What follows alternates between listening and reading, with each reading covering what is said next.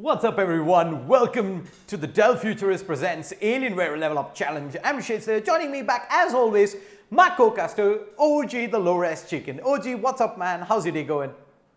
Well, it's been going great so far, Shade. And quite frankly, looking at the day we had ahead of us, quite a good matchup in terms of skill. And I hope we see a few good close games today. We've been seeing that throughout the tournament. It's only a few games which have been a landslide, if you say so yourself, and that is very early on. We're boiling down to some of the best teams we have remaining down in this tournament. So it's all going to get more heated now. Yeah, yesterday I think was by far the closest matches we've seen throughout the entirety of the tournament. The first one ending in OT 19-17 and the second one 16-14 on the back of a 1v3 clutch.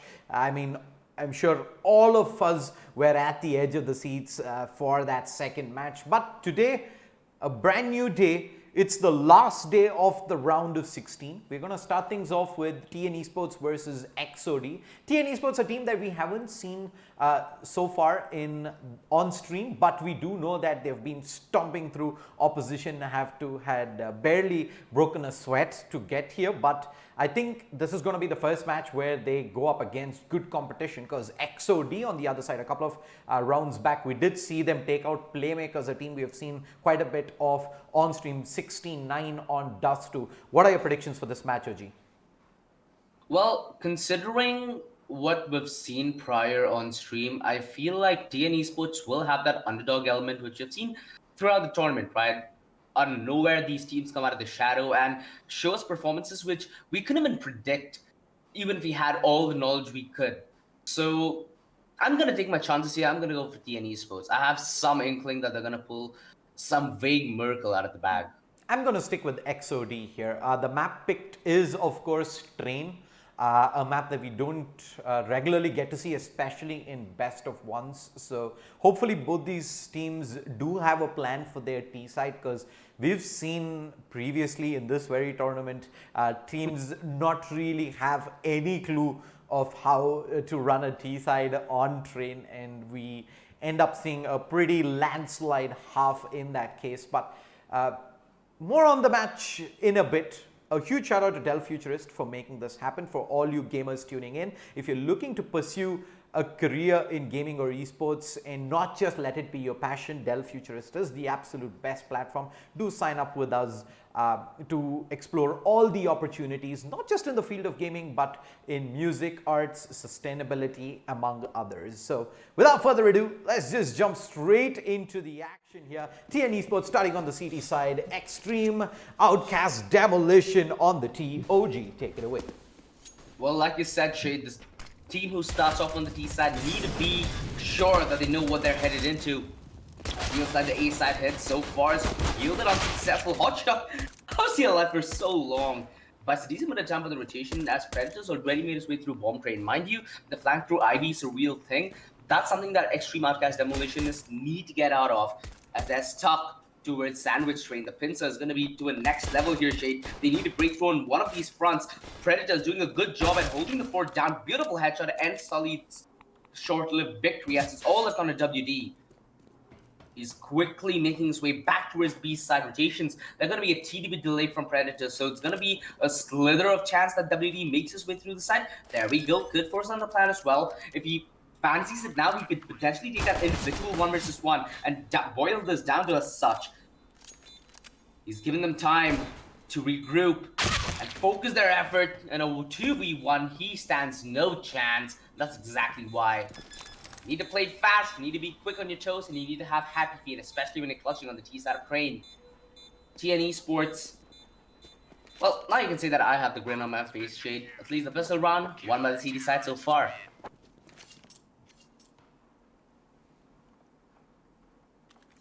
Indeed, 1-0 the way of the CTs, and XOD. Right thing to do here would be to eco train a map that requires quite a bit of utility to even get yourselves into the site and get a plant off. So they're going to put armor only on one of the players on Sully.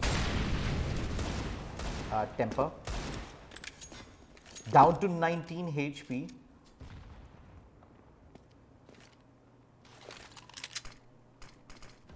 Decent bit of damage taken early on. Solid. I'm gonna try and work main with the Deagle, but Predator.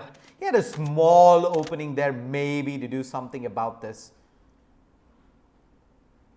The push coming in through B halls, and yeah, he spotted out a lot of players in.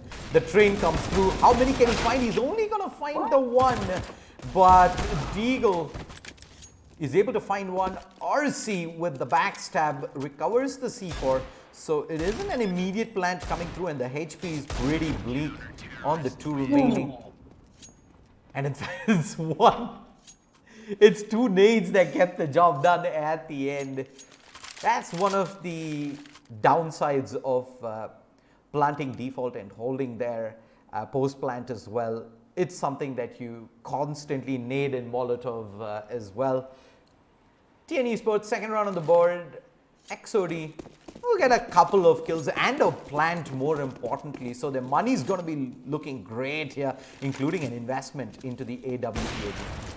Ooh, I assume that wallbang actually landed there. Hot shot, dodging bullets. And the op now might face the eye to eye against the scout here. Extreme OUTCAST demolition. Not the best start you could. Oh, that's such a telegraph play as well. As old as it gets, pulling back the tricks from the years. That one-way smoke will yield TN Esports the man advantage headed in the run here again. Almost shoots his teammate where the sun don't shine, but it's Predator on the other side who ends up going down. Forrest instant with a refrag on the scout, but he does end up overcommitting where Sully cuts him short. Hotshot's been concealed about his position so far, and he strikes at the best possible moment because WD only has the op. If Hotshot plays fast on his heels, he potentially could get the drop, but he's covered by Vishnu, who's slowly making his way out SL. Deagle needs to try and provide cover. The spray, it actually lands long range on a Vishnu, but they can't afford to challenge the same as with WD. That's exactly why the alt long range will obviously find success, and lightning strikes twice. WD, amazing clutch with the AWP, punishing TN Esports and not giving enough respect.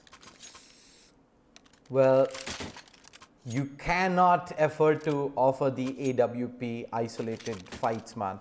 It's plain and simple. XOD, they pretty much had the opper's position. He was pinned in. There's barely much he could do at that point of time.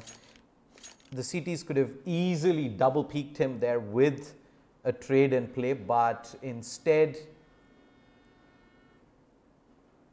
oh, I believe that's a disconnect coming through from an entire squad, is it? Damn, alright. This never really happens anymore, but alright. But looking at it a little differently, Shade, we've seen Train before in this tournament, right? We've seen games where, like you said, the T side is not really as solid as what you'd expect. A good way to build on a T side default, if you're a new team who's headed into Train, is the first thing is you need to realize that the A side is very powerful for the D side if you do manage to play it fast. The way you potentially could play it fast is you'll have two players near the boost position where you'd watch Ivy with an op who throw flashes towards the A yard, while two men on entry will play contact towards E box. You generally smoke the T connector entrance in case the preemptive Molotov would come in. And the way you'd work is you'd use those flash to try and get in deep positions towards E-box, and you contest the side early, not allow the CD side to set up. Because we've seen that once the CD side set up, right, it's really hard until you get that initial kill to find any success. And you're basically hinging your luck to getting that initial kill. It's really round dependent in that scenario. But this kind of fast track towards the A side is generally what nets teams round on that T side. And having that randomness factor both towards B and IB certainly does help. The fast contact through SL generally does tend to work good with this fast E-box contact setup. So just for a couple of new viewers at home, that may be something new you can try, maybe in your pugs or even in a couple of dry run sessions. Well, we do have some of the players connecting back in for TN Esports, but they've just suffered a pretty hard blow here. What should have been a pretty straightforward round there at the end, 1v2 with the AWP already pinned in on the site. They try to play things a tad bit too loose there and end up giving away the 2 frags and the round. The T's looking at their buy, it's not going to be a great one, especially on a couple of players here. RC and Sullied barely have the money to invest in this OG. They're going to have to make do with the AK Galil. It's just the 1 smoke between the 2 of him. WD as well has got 1 smoke on him at the moment.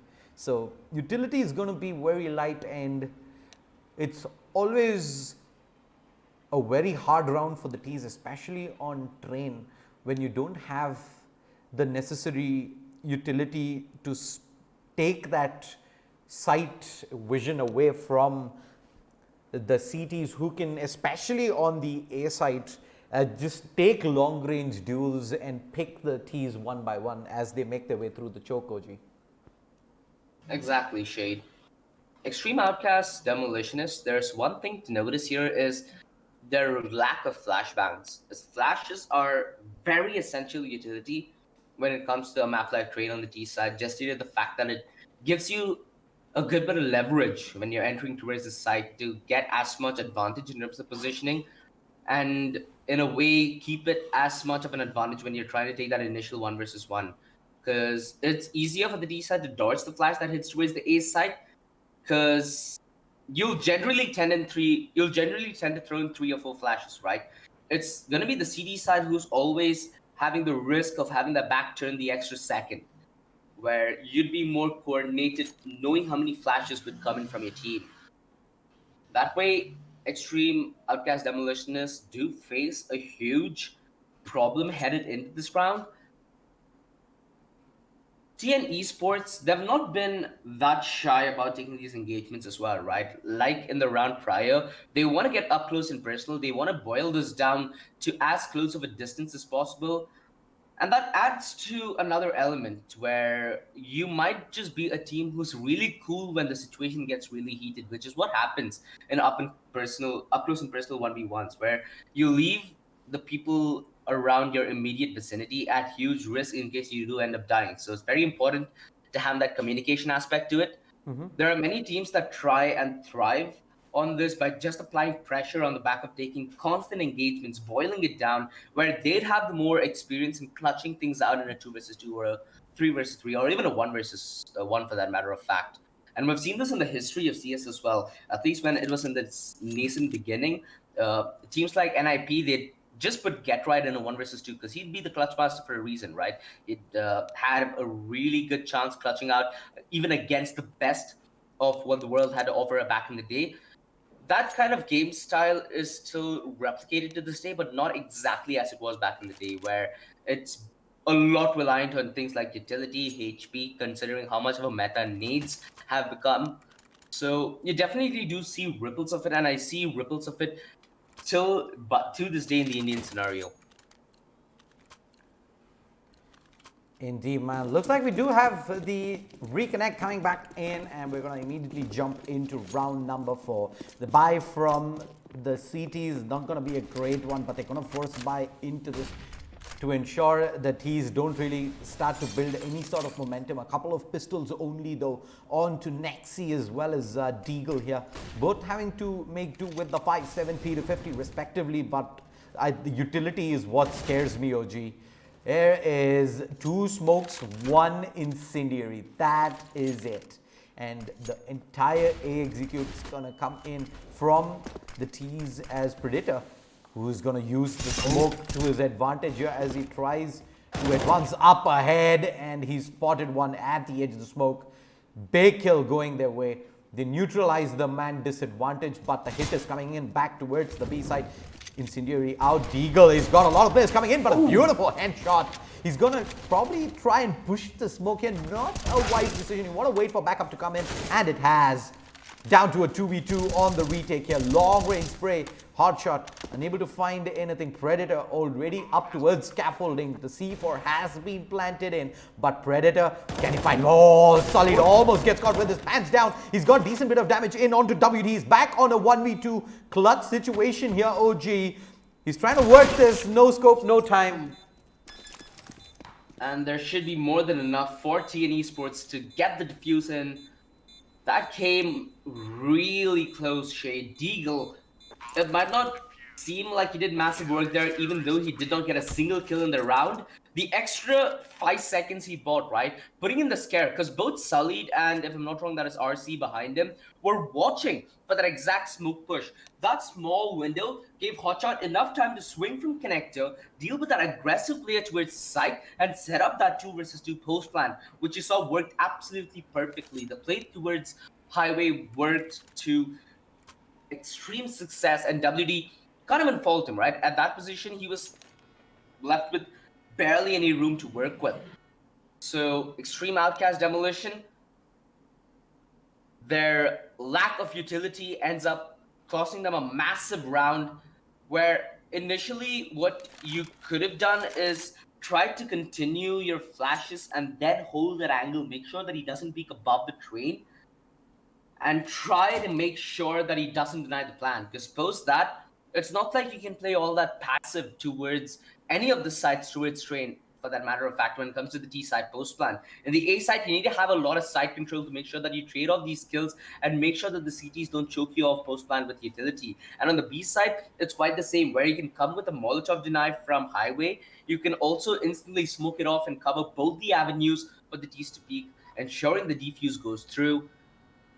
Hence, you see a lot of teams willing to sacrifice the man advantage, to sacrifice whatever they're having left in the bag to even get a chance at playing the post plan. As long as they choke the CTs out of rotation avenues, which, by the way, as well are very numbered and very narrow, you can hold the site for a very long time and make sure that with your aggressive utility and positioning, you'd buy as much time for the bomb to go off as you would on the B side.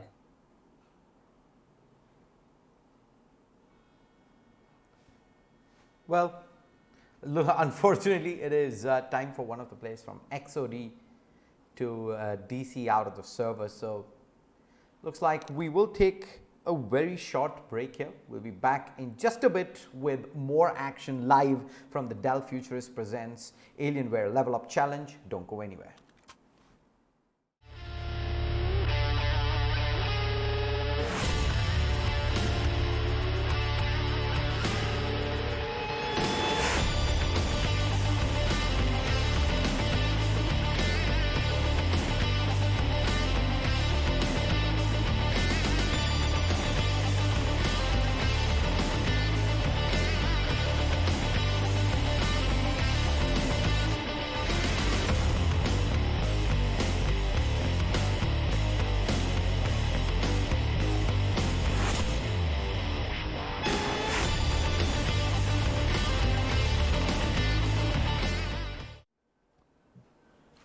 All right, we're back with round number 5 here. TN Esports were able to get that B side retake happen the last round. 2v2 situation with the push through scaffolding, eventually undoing the XOD post plant defense. And third round on the board. All right, looks like we're gonna have a quick reset. And no, I think the players disconnected back out again. But let's talk a little bit about the T side on train, OG. You did mention that now, thanks to the changes to mid, it's a lot more even than it used to be. A heavy CT favored map originally, even back dating back a year ago. What? Yeah. So, what are the changes that you've seen so far in the T strats in the current iteration of train? Yeah, so it's more about the way the T side approaches the A side right now, where prior it used to be a very slow and grindy style where you try give the CTs a decent bit of time to set up, and then you'd slowly hit in. It's not the same anymore per se. It's more about trying to play fast contact with aggressive flashbangs towards the A side, which also keeps the CD side at constant risk, right? We don't see this only at the top level. We see this towards what we'd consider higher level pugs as well, where it's more about the CT side having aggressive denying utility, such as a nade combo towards T connector entrance, a Molotov to block their passage through both Olaf and the contact through E-box, where even the CTs sometimes fancy that chance to play aggressively at SL. So it's changed the way in how aggressive the teams needs to be to gain control towards this A side, where on the B side, things have not changed all that much. We still have a lot of gimmicky boots that can be done all the way back from T entrance. The one aspect of Crane that I'd say is really nice to watch right now is the potential that raw aimers and raw strat callers have, right? And I'm talking about teams maybe with calling style as Furia might have, where they play very comfortably around contact play, and having a flash support the contact play, making it go very fast paced towards the A side where that team is already having that skill set that complements fast game style is something of a beauty to watch, especially when it's high stakes, high rewards as well. 3-1. Looks like we do have quite a few players disconnected out right now. So we'll take a quick break. Don't go anywhere. There's a lot more CSGO action lined up for you here today. Do stick around.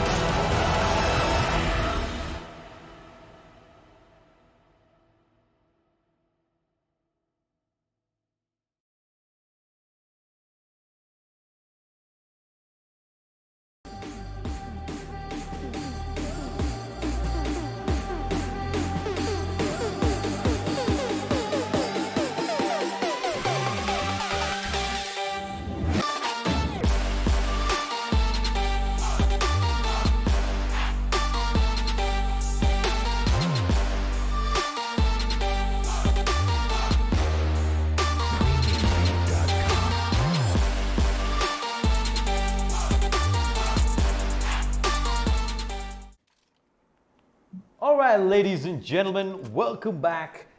We finally have the last player reconnect back in OG. 3-1 XOD. WD was able to get a massive 1v2 clutch out in round number 3. Unfortunately, round number 4, in a similar situation, he couldn't repeat his success, and it's put the T's back onto pistols here. Trying to challenge Forest out at mid. They're being patient about this. They're seeing if TN Esports are the ones who are trying to be the aggressors here, which is simply not the case. They've been playing patient all across the map, except for Hotshot, who has an aggressive angle towards SL. In fact, this defense is very predicated on the SL hold that Hotshot has. And, oh no, Vishnu found the entry towards Michael, and he continues to force the issue. Rather, it's gonna be the A side under siege. This is not as conventional stuff where Vishnu has doubled down on his luck. Another disconnect will cause his team to lose that advantage. In fact, it's the advantage going the other way. TN Esports. I mean, luck certainly plays a small factor in this one, but you'd hate to wish bad luck on the other side, would you? Hotshot, not overcommitting, knows that they're gonna be towards camera. Beautiful shot from Sullied, but he's dinked. Has armor, so even if given a chance, he might be able to strike back. What the hell did we just see? The Deagle. What? The shot 180 spin across at the second. OG XOD call a timeout, but yeah, that man disadvantage didn't really bother the T's right there. What a clutch at the end. 1v2 seems to be a piece of pie here for XOD from what you've seen so far, OG. What? I'm wondering how. Oh, alright, so the dink comes in. The op that was towards CT connector missed his shot. A beautiful headshot from Sullied, but the player who was in the back lines was full HP. A quick double tag, and out of nowhere, Sullied pulls off such a massive clutch. Team XOD, their luck for now saves them. These initial rounds, there's certainly been one hell of an eyebrow raiser. Now that Mag 7 towards SL, I've already seen too much today to get me good sleep. Anything more, and I might just have to see a psychiatrist. Oh, the shot with the swag 7. The C4 is yet to be picked up. It's all the way back. And Forest is playing a tight angle. The pistols are doing work here, OG. The one recovered AK still in play. Couple of pistols making the push, but the push is coming in fast towards the A side. Predator needs to find at least the one here, which he does, and he drops the C4. The backstab is gold here. AK, he gets this, and it's down to WD again. This time, not a 1v2, a 1v3. Difficulty levels have been stepped up for him to try and wiggle his way out of this. Cleared. Oh, press. The dink, but not the kill. Long range again. WD comfortable with these distances, and he's gonna use the distance between him and TN Esports to force a plant and potentially get into a good post plan as well. Not really a really good post plant if he's trying to play from the back lines, as he would need a wide swing when information is relayed over. And he's 6 HP, OG. Yeah, he really can't take that much of a prolonged engagement as well, where TN Esports, they're going in together. They want to use the numbers to their advantage. Now, sound cues subtly given away. WD wanting to play in between this, trying to use the space to as much of leverage as humanly possible. Deagle gonna stick the defuse, hotshot, immediate to the headshot, and there's just about time. XOD. The luck runs out yet again. WD not able to come up massive as he did prior, and TN Esports gonna extend their lead on the back of, again, what I would say is a round that gives me a hard time sleeping. 4-2.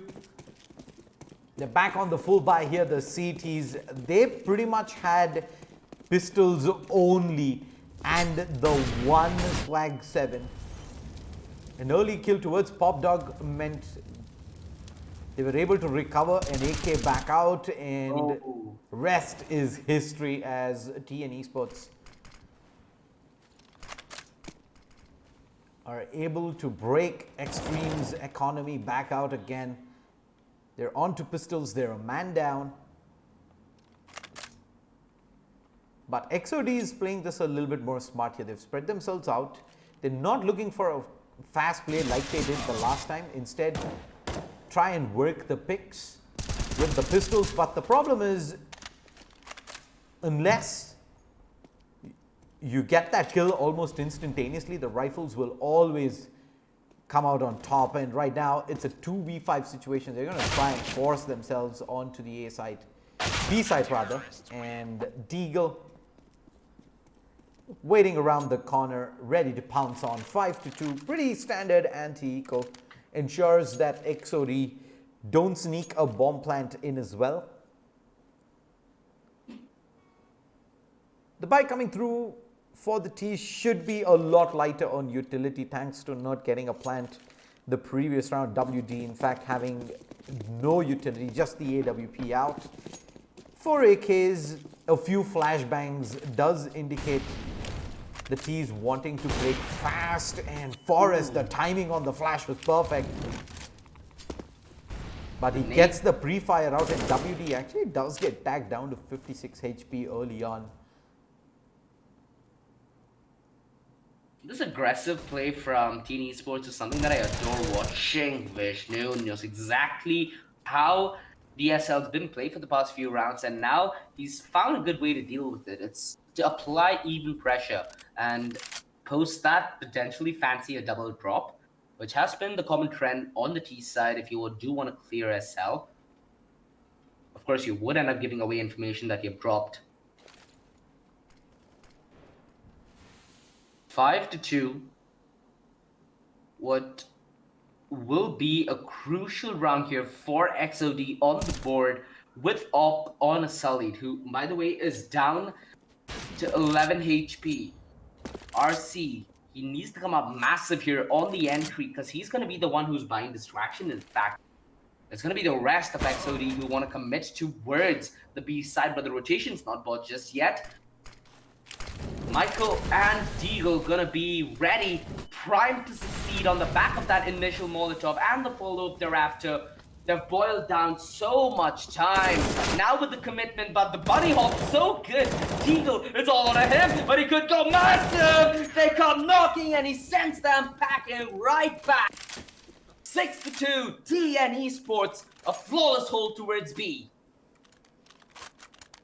Well, that counter utility right at the end of the round there, the smoke towards heavens, the molly towards lower, pretty much put XOD in a pinch there. Time was against them. They had to go, but moving in one by one up against Deagle, who is holding the absolute perfect angle for the punish.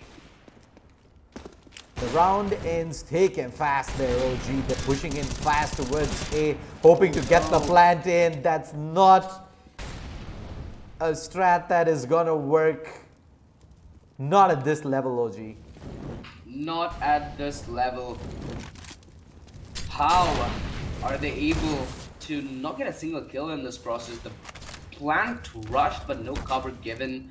Players stuck towards Olaf. Can't afford to be spread out this thin, especially when you're on pistols. 7-2, TN Esports. Flawless rounds, back-to-back. In fact, in the round before this, they only lost one man. So their economy now is going to get off to a great bloom. Extreme OUTCAST Demolitionist, they need to start getting a voice in this first half here, because it's been quite silent from their end. Now they stand a chance off it because they have a lot of utility. Granted, they might not have the op, but who needs the op? Maybe now you need to play things a little faster, as there is one on the side of TN Esports. Use utility to try and deter him on the peak, but that's simply not going to be the case. Where are the flashbangs? Where's the spout? WD needed something to help him. And it's just been a massacre towards Small Ladder as Forrest goes on an absolute killing spree, and he's looking for more. He knows exactly where the rest of Extreme Outcast Demolitionists are, and they're headed his way. You cannot afford to feed into this man's confidence. A really good show put on so far. 10 kills so far in this first half. He's being baited, he's being taunted, and he doesn't like it. Misses the initial shot, but he connects the quad. Michael comes in to steal the ace, but who gives to Hoots? TN Esports firmly in control. And this is what we were talking about during those pause times, Shade, where on the A side, it's very crucial that you play your utility right, or else it's not going to be any easier for you. In fact, it's going to be quite the contrary, where you'll need to take fights where you have no advantage whatsoever. You will not have any cover, and you'll be wide open, exposed to a million different angles.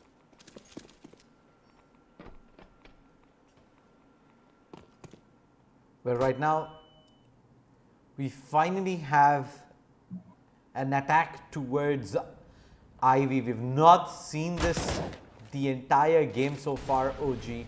It's a quick switch up. Predator is going to be holding it here all alone, but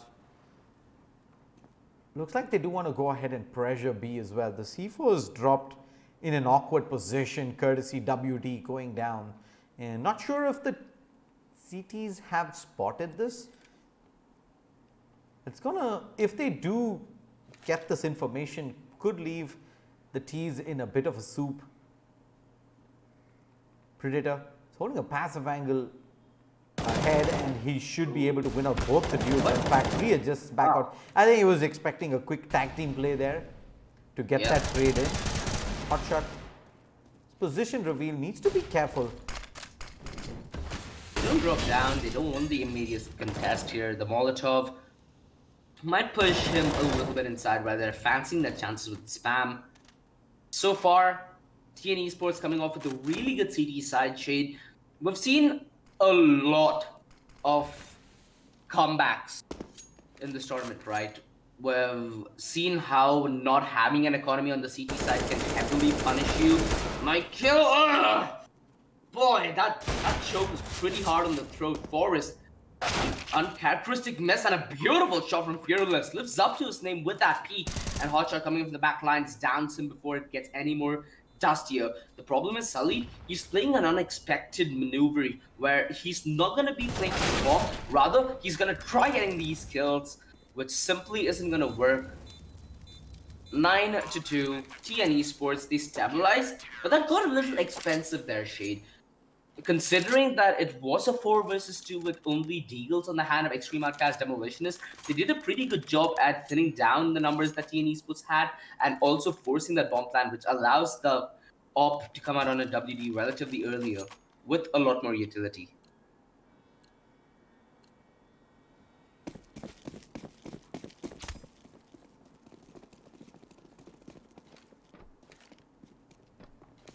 Of course, we will see the eye-to-eye coming in between Forrest and WD at any moment now. So far, we've not had any of it, of the op.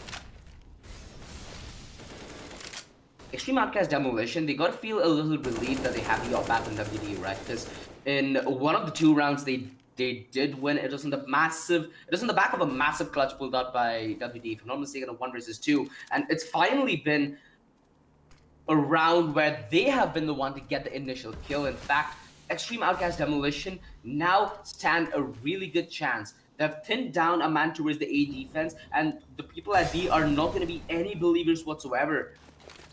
In fact, it's quite the fake. Deagle, he needs to hold the fort down. RC in with the immediate trade. And mind you, there's a lurking Fearless amidst that smoke, who is going to be on the back line. So there's not going to be any saving coming in from TN Esports. They're in fact trying to pierce the front lines, which simply is not going to work. Hotshot realizing the backstab's in, but a tad bit too late to adjust.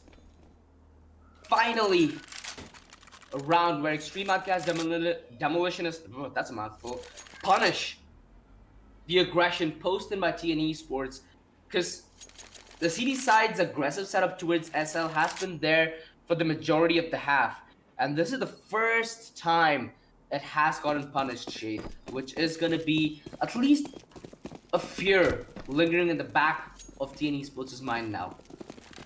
But look at the money on the CTs, OG. They were sitting on about $11,000 at the end of that. They've built up quite the bank. It's allowed them to play up aggressive here. They spot on top of the smoke. Do they see it? They do. They get the punish and they want to go for more. Sully's down as well. The trade a second too late. Hot shots peeked out of Pop Dog and he's punished the tease from behind as well. And now it's down to a 2v3. Still doable here as Vishnu finds an important frag back in, but they still need to thin out the numbers disadvantage if they are to prevent TN Esports from taking double digits of smoke.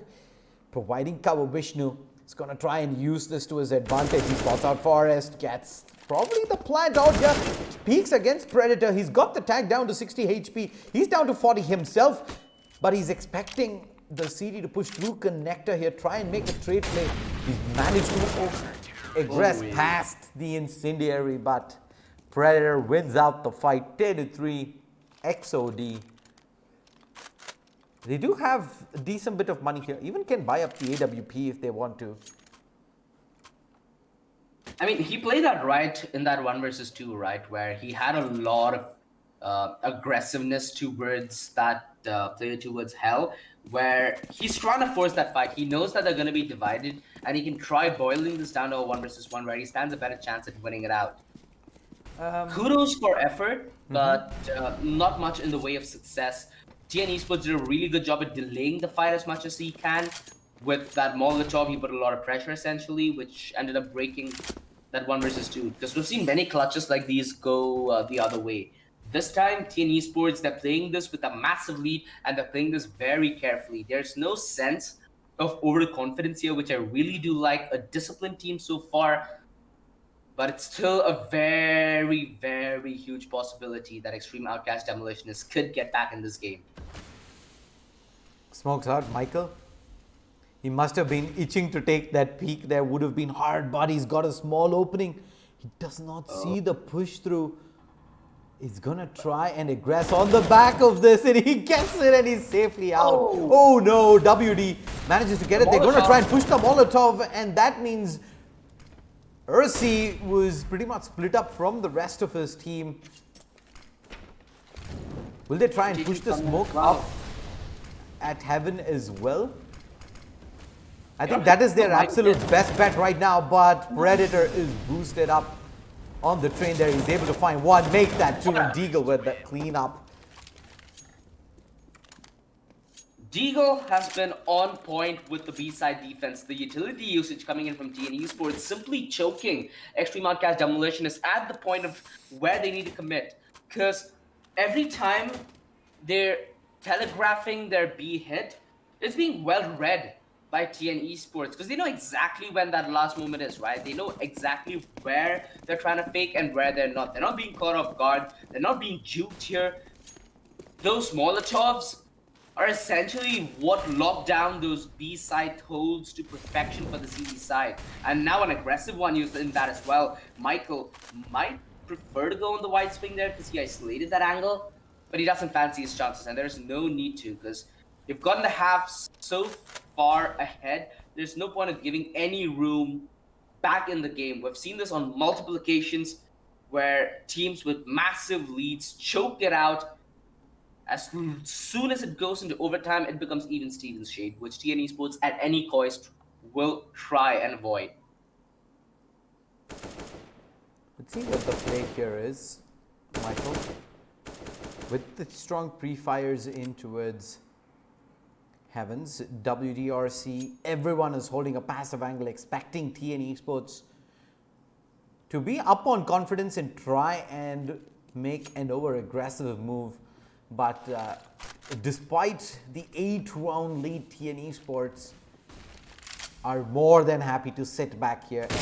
Eventually the T's are gonna be forced their hand to make a move in. Hot shot needs to be ready. The peek through the smoke. There's been an entire game of cat and mouse. OG and Forest, wow, plucks him up top the train, and it's all down to Solid making the push here. Forest, wow, he still manages to come up big. Predator, what? 3 kills from hell. He was hidden in that smoke for a good 15 seconds, Shade, biding his time, allowing the aggro to be driven towards the side so he can emerge and just mercilessly mow them down. What a performance coming in from TN Esports. Certainly delivering on the CD side of Crane. Like you said, being up by so many rounds, they still do approach these rounds with a lot of discipline. And that's something very commendable. They do not want a chance, even at the slightest, the possibility of a comeback. The CT side pistol, it's going to mean absolutely everything if Extreme OUTCAST Demolitionists could win, because with that short victory, they might give themselves a slither of hope back into this game. TN Esports, they look more than just driven. The Ivy rush is going to work, the counter rush is in. Vishnu, he's good for the first and the second. Hotshot though, in with the immediate equalizer. And now with the utility being dispersed towards A, it's gonna make the B side even more easier to hit, as there's nobody guarding it. In fact, Hotshot's coming in from the back lines, where now he can cut off a lot of rotations avenue for Extreme OUTCAST Demolition. WD. A massive kill. Because with that kill, he will have an inkling to what's up. That backstab has all the recipes, has all the ingredients, in fact, for the recipe towards that B hit. He's pushed up close. He's well concealed and he's gifted the first frag. It's Michael, the only player without armor in the 1 versus 1. The flash will not aid him on the peak. Gives enough time for RC to prep up for the duel. An Extreme OUTCAST Demolition is given a chance, but just that, Shade, one chance to come back into the game.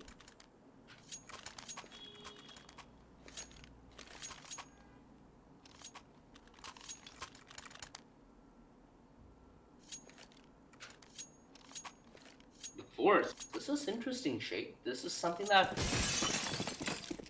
we don't really appreciate as much on the T side of Mirage. If you are able to come head to head when it comes to firepower, having a little bit of support will definitely help you get that first kill, thereby the momentum as well. They know that Fearless is aggressive through SL. WD, he needs to come up massive with the AUG. Fearless has come heads and beyond so far, getting 2 frags and at least making sure that Extreme OUTCAST Demolitionists stay relevant within this round. RC, he's in a very vulnerable position, so he risks the double peek and all shot immediately in with the punish. It's all left on Vishnu and WD, and they almost end up shooting each other. The pressure is a little too much, and this might just divide and conquer. Hotshot, though, ends up going down, trying yet again to run the back lines. Predator,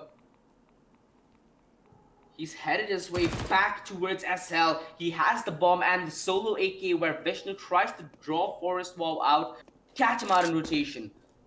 He sets up Predator in this 1 versus 2 though, as he will not be denied just yet.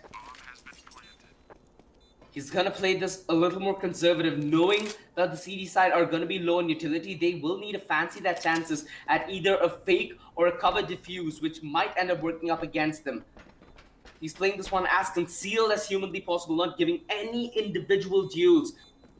In fact, it's only based on sound cues where he peeks, and he strikes to perfection, as silent as humanly possible. Spots that Vishnu is not even on the defuse, and he's gonna wait this out. The defuse being stuck, he needs to go on the peak at the nick of time. Barely a second left, but TN Esports, an absolutely massive clutch yet again to start the second half with.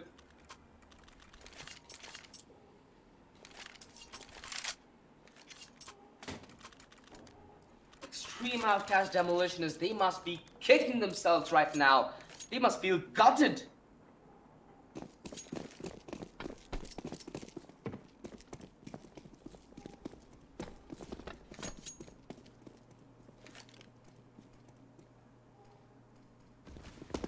Well, their money is in the dumpsters right now. Back onto pistols. Should be a standard quick round here. They're going to try and punish Solid, and he finally goes down. The man advantage is barely anything. Deagle point blank range. Vishnu gets one, is completely ignored, and he decides to upgrade. He probably could have gotten another one towards the end, but as things stand, it is a 3v3. No weapons recovered though on the CTs, and that is gonna make things even more harder. Michael? I want to play this one in post plan as well. So if Extreme Outcast do manage to retrieve rifles, it will be possible, but the Molotov's gonna connect and the deny. A bullet away from death, and he's barbecued in fact. 14-4, TN Esports play that one to absolute perfection. Of course, it would have been a different story if that Molotov was not there, and they might have risked giving away those individual peaks. But hey, so far, TN Esports look really powerful, Shade. Do you have anything to say, though, about the performance that Extreme Outcast Demolitionists have come in with today? Because we saw them in their match prior, and they looked really, really solid. Today, it seems to be a shell of what we saw of them throughout this entire tournament. Do you think that there's anything they need to take away from this, according to you? I think the fact that you should be able to reset a lot better, especially after a break, because they were doing all good until we did hit that big break thanks to a player or two disconnecting, and ever since then we've barely seen them come to play. And I think the ability to straight up reset and focus back into the game is gonna be something that XOD gonna wanna work on for the next event. I do believe they have some really good talent on their side though. WD, RC, these guys have played amazing. Solid chiming in as well time to time, but overall they've been lacking a little in terms of discipline, especially in trade situations where the buddy system has been almost non-existent. OG. Exactly what you said was illustrated on this stream right now, Shade. That entire play towards Ivy felt messy from the very get-go, because there should have been communication that there is two men there. Quite frankly, it either could be communication or nerves playing a bigger picture into this, just due to the scoreline and the pressure that some of these players might have been headed into this game with. So, like you said, given a little bit of time, this talent certainly could develop. WD, really good clutch today with the AWP. Solid, in fact, coming up really good on a couple of rounds, even in the match prior. Well, seen this a lot from even the top tier professionals, right? Where they try and emphasize on how it's really crucial for the integrity of the Indian esports scene that these lineups, which have a little potential, stick together for the long haul. Because you end up learning a lot more how to play around the team, and you don't let things like a shallow loss take your confidence and motivation and drive away from what you would commit as a 5-man unit. Well, there's Fearless playing point blank range up at Ivy, but I think this is going to be a common pre-fire that you check anyway as you make your way back out, and he does. 16-4. This is never really a doubt there, was it, OG? That was TN Esports looking a completely different side after the pause. There's a lot of back and forth at the beginning with XOD coming up massive with a couple of clutch situations, but after that long tech pause, it was a complete different story. We never got to see them come in, even with those isolated individual brilliant plays, right? And that eventually meant TN Esports had a much more easier half and the rest of the match, closing things out 16-4. Any final thoughts on that matchup, OG? Like I said, both these rosters do seem to have decent skill in them. Perhaps Train was a map that they did expect to be vetoed. We've seen a lot of teams having to be put in uncomfortable situations just due to the fact that they played the veto wrong. So I'm going to attribute it to that. I'm going to give them the benefit of the doubt here. And hey, at the end of the day, sticking together, being that five-man unit, getting that experience and those sweet memories are what we're in the long haul for, right? Because at the end of the day, it's not only about the destination of being the best, it's about the journey of getting there. And hopefully, these teams have a good couple of months ahead of them, especially during this time. Because as we said, online CS makes for a lot of competition because anybody can upset. And we've just seen a lot of potential in this tournament, which is just the start, Tree. Just the start. XOT can walk away from this with their heads held high. All the very best for the future tournaments, while TN Esports moves on to the quarterfinals of the Dell Futurist presents Alienware LevelUp Challenge. Let's take a quick break. We'll be back shortly with more CSGO matches. Don't go anywhere.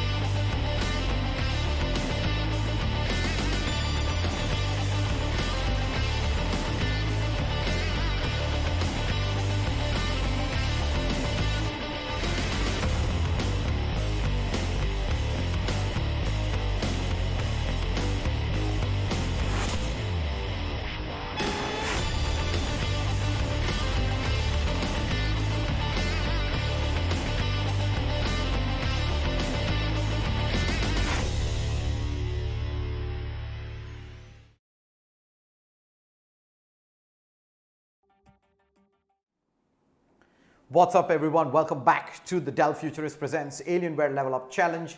I'm Shadeslayer. As always, my co-caster OG Dolores Chicken is back, and we're jumping into Vertigo. It's going to be Tyrannical Syndicate going up against Mystic Gaming. Thoughts on the matchup, OG?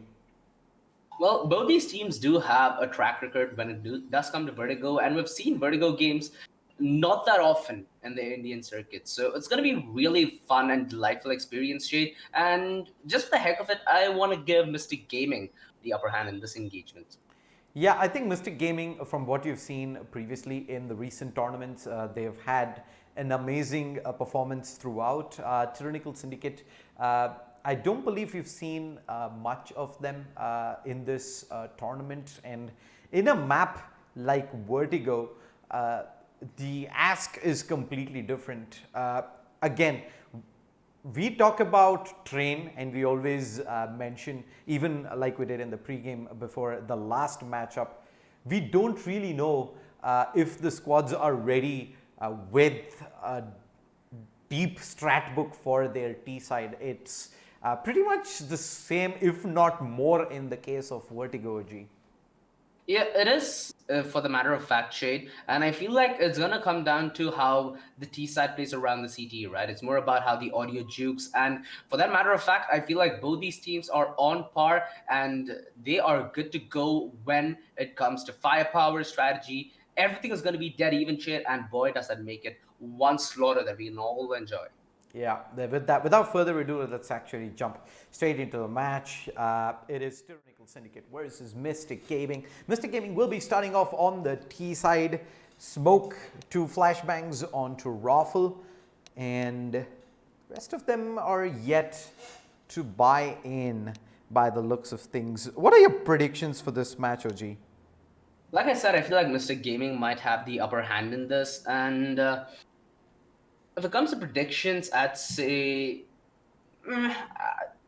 Tyrannical Syndicate might be able to hit double digits, so a 16-10 I feel like would be a good score to give this. What do you feel, Shade? What's your gut telling you going into this one? From what I've seen from Mystic Gaming, they come up with a lot of firepower. But on the other side, I have seen Inslayer, a Paradox in quite a few tournaments over the last year or so. So I do know that they're not going to go down without putting up a fight, but I haven't really seen Vertigo as a setting for both these teams. I know Mystic Gaming have a very strong nuke that we've seen earlier. But on Vertigo, I'm guessing we're going to have to see the initial few rounds to kind of get a feel of what the teams are going to be bringing to the table.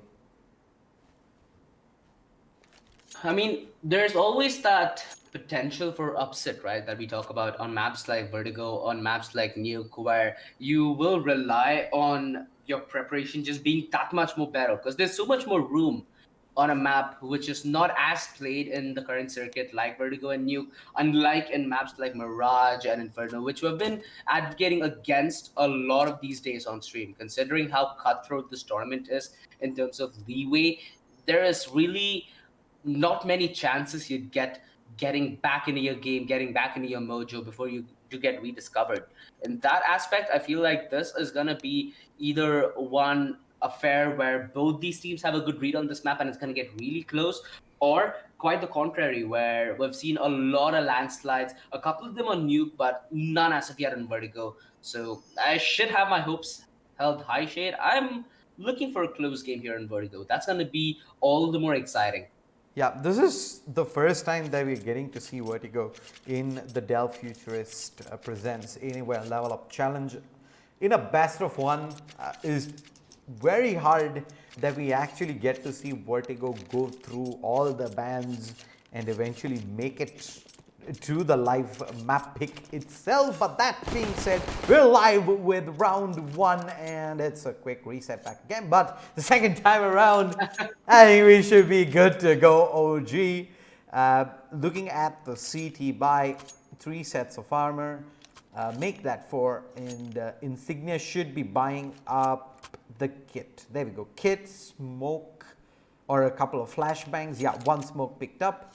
No surprises there. While the T's, they're going to go with 2 smokes, 4 flashbangs. It might be early utility towards mid, but Paradox is pushed and he's gotten that initial kill as well. How? How is Paradox even allowed to fall back from the situation? Mystic Gaming a huge giveaway initially as both the kill and the dink comes in on the stone. They're trying to retaliate here. The flash towards mid while the smoke might block their vision, so the Guardian rush is certainly possible. Mystic Gaming on scramble as Charu finds the opener towards the B side. It's going to be a huge ask for the defense to fend off for so long. Scar though, he's good for the first. Oh, what a lucky shot! He wasn't even aiming at him. Raffle just walks into the bullet and has his waffle snatched away. That's not the sweet way to start the day. Tyrannical Syndicate. What a pistol. Well, that must be disappointing if you're Mystic Gaming. That bullet wasn't even intended for him. He just pretty much walked into it in the back lines. And Tyrannical Syndicate could hold. All set up by Paradox initially, not only getting the frag 1v3, but being able to safely fall back. Mystic Gaming decide not to force the issue, and I think that eventually ended up costing them the round there, OG. That did. That early engagement given away without a refract certainly put a lot of pressure onto them, even committing, right? Where they could have been a little more patient after that initial kill. They had no room to breathe because they knew that the rotations are coming after all 3 men have been spotted trying for the refrag. It's going to be just Glocks up on the board, and they're expecting here to find Tyrannical Syndicate off guard in an aggressive stance, which they certainly are. Will they overcommit here is the question. There's them all rush in and he falls back, welcomes them to the slaughter. A quick round coming in from Tyrannical Syndicate and a clean one in that as well. Not losing a single man on the hold. Where Mystic Gaming might have just fed into the SMGs. They have enough money to force out the AKs. They will have the upper end when it comes to firepower. The economy, though, certainly in the favor of Syndicate for now. Of course, this is gonna be the first gun round coming in from the T side, so their first chance of trying to post results. Let's hope that they have something hidden against the grass.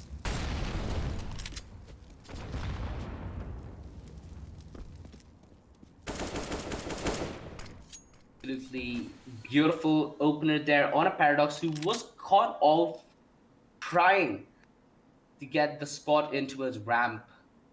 That one-way smoke essentially secures the T side the majority of the reward and mitigates the risk. But now, Mystic Gaming off that man advantage are going to slow things down and expect an aggressive response to come in from the CD side. They've been very silent though. Tyrannical Syndicate have no inkling as to where the hit's gonna commit, and that's the beauty of Vertigo, right? If you commit to radio silence, there's very little information that the CD side could get until they decide to go aggressive. A two-man defense towards the A side zone. If he takes that engagement down this avenue, it's gonna put the MP9 in a really good engagement distance. Insignia, he spots them all out and he falls back. Now Scar is divided into two rounds. He can't cover the smoke out and he gets caught off guard. Raffle, he's quick to the trade and Asti does get the plan down in big time. Insignia, he's been trying to be relevant with the MP9 for so long, but has found very less in the way of success. In fact, he's already down 17 HP and on the back of a 1 versus 4, which seems undoable even to think of. White Flame coming from Asti. Tack comes in, sadly, Insignia does not end up netting himself that frag. Mystic Gaming get that first round, and this is the contact play that I mentioned prior, Shade, which I love to see on Vertigo. Because you can't afford to play fast. You can't afford to give away information early. You have to be as patient, and as soon as that first contact's taken, that's when it's time for your A game and you step up massively. Well, first round on the board for Mystic Gaming, courtesy a clean hit towards A right there. Tyrannical Syndicate lose the numbers on the entry. The trade fags don't amount to anything. Raffle. I mean, this man has been having quite the tournament here. Really going massive for his team on multiple occasions. And yet again, to bring Mystic Gaming back in a situation where they can contest this lead and force the equalizer out early. Tyrannical Syndicate, they need to make sure that they replicate the success they found in the pistol to make sure that it isn't a one-done half for them. Because we've seen with the CD economy shut down, it's pretty hard for the CD side to get back into most of these games. It becomes heavily one-sided until that momentum sway does come in, where we talk about sway striking, he does, but not the one you're thinking of. It's the one on the server, in fact. Gets that man neutralizer, posts up some kind of response towards that B site. And now, Mystic Gaming, with the leverage they've been having towards mid, want to exploit towards CD connector. Insignia, holding the angle for so long and so patiently, still ends up going down. And Slayer is well positioned towards the CD rotation to try and deny the first, but it's an instant refrag, and it's all down in the numbers here, where Mystic Gaming just run away with getting one trade in the bag. It's a 1 versus 3. It's not doable. Tyrannical Syndicate certainly at the door. Charu, in fact, gives Scar a Viking funeral for his heroics. Let's say, even trying to dump this 2-2. And boy, oh boy, now the story is completely different. The tables have turned, and Mystic Gaming look to be the ones who are firmly in charge.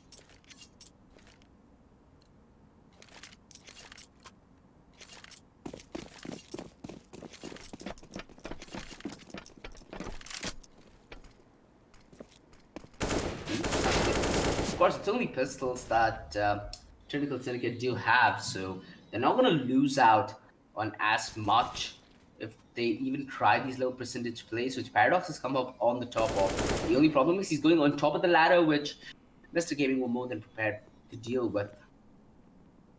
Now with the push towards ramp, and Robin is just approaching this angle, expects the second repeat from Scar as well. Really smart and heads up play coming at the end of the day. And Slayer, not much he could have done with the USB nonetheless. 3-2, Mystic Gaming. Mitigate disaster, as we've seen that work on different occasions. And now they need to replicate it, because up against the Eagles, you really do not want to take this as a joke.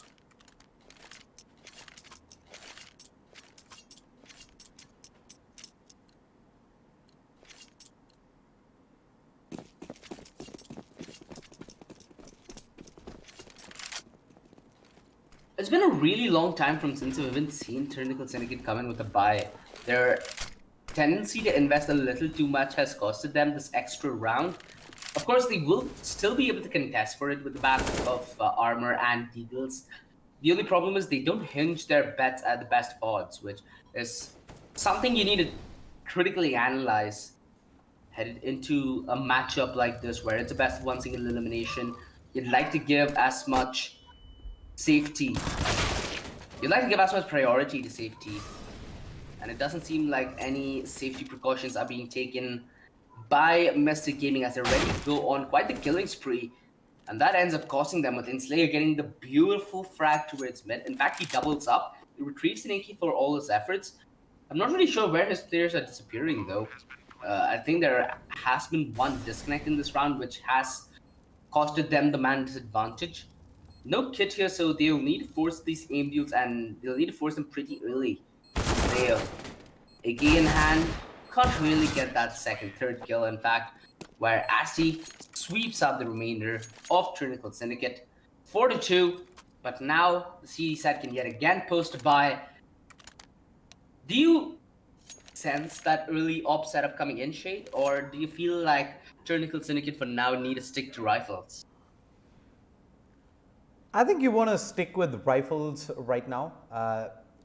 I think it's still very early in the half, unless it is something you want to, you've already come prepared to play in the CT side of Vertigo. Because readjusting this early on, I think is just gonna end up giving a lot more momentum to Mystic Gaming. Too early to try and go for a gamble if you are the CTs, but then again, we haven't really talked about Vertigo as whether it is a T or a CT sided map, and how much does it lean towards one way or the other. What do you think of the map, OG? I feel like the map is slightly T-sided, but if you do look at the statistics in the top tier, you will realize that it's more or less even Steven. So I feel like the level we're at right now, it's gonna come down to who has the better prep, right? There's a lot of stuff still left undiscovered in this map, considering how new it is. There's a lot of run boosts. Actually, there is still one run boost you can try, if I'm not mistaken. I'm not sure if the final patch did patch it out or not. There is still a decent bit of aggressiveness you can take on the CT side. The T side, though, as long as they will be able to force out that initial fight, I think like most of it is going to be fine. Where we've seen Tyrannical Syndicate actually be the one on the aggressive stance. But on the buy, it might be a completely different story here, Shade. The op setup is effective in this map. A double op setup, I'd really doubt if it's really needed, because you need the op towards two locations primarily, one being A and the other being maybe to contest mid if you do have a comfort in that process, or else it could be used defensively towards B as well.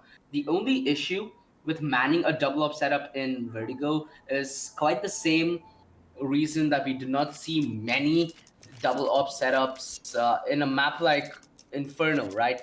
Where let's say you have an opposition towards A, one opposition towards B.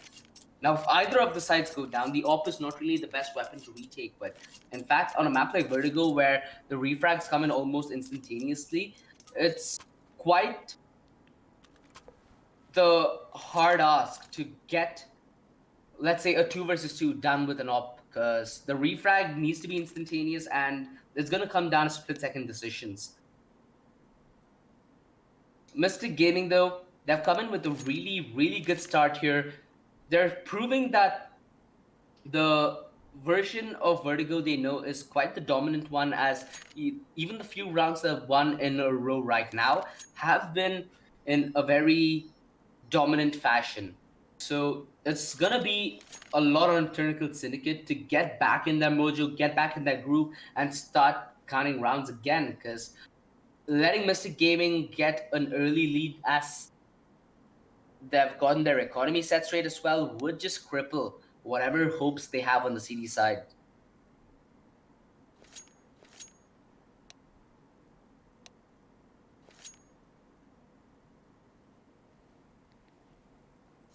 The double op setup shade. I might have just jinxed the undoing of Tyrannical Syndicate, or I might just have Caster's Curse myself. Mystic Gaming. The thing is, they have fire rifles, so the T side could afford to play this one significantly faster and try catching them off guard in the process of setting up. The three-man setup towards A, this is something that we normally do not see as much, and this early peek from Paradox.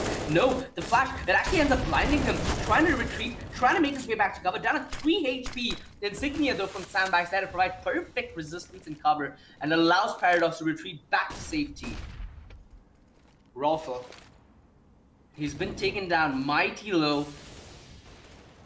And now they're spreading up a little bit. Stone gets the frag on Insignia. That's essentially the aggressiveness towards the A side cancel. But where I say that, Enslayer has pushed through new corridor and he might get a drop on a Stone. He whiffs his chance at finding the nail atop the coffin.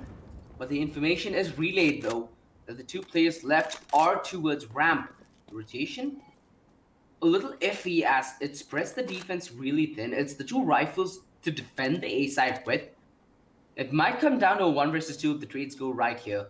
And Stone, he needs to set them on the right foot ahead this journey. He's down to 1 HP. Oh, the swing is not effective enough as it's a tad bit too late as he ends up going down momentarily. 3 to 4, Tyrannical Syndicate. They finally make it look like they're in contention, but you could attribute that to just the small luck that played in their favor, right? Because if they would have gotten that initial kill on a Paradox, it could have been a completely different story. Indeed, man. 4 to 3, Mystic Gaming. Off to a hot start, but it is time for Tyrannical Syndicate to make a comeback into this. And like you said, the AWPs, in fact, 2 of them on the CT side. Is this really the answer? Is this the way back for Syndicate? At least for now, there is quite a bit of money on Mystic Gaming, OG. $10,400 onto Chatu, 6,400 onto Stone, 8,700 onto Asti.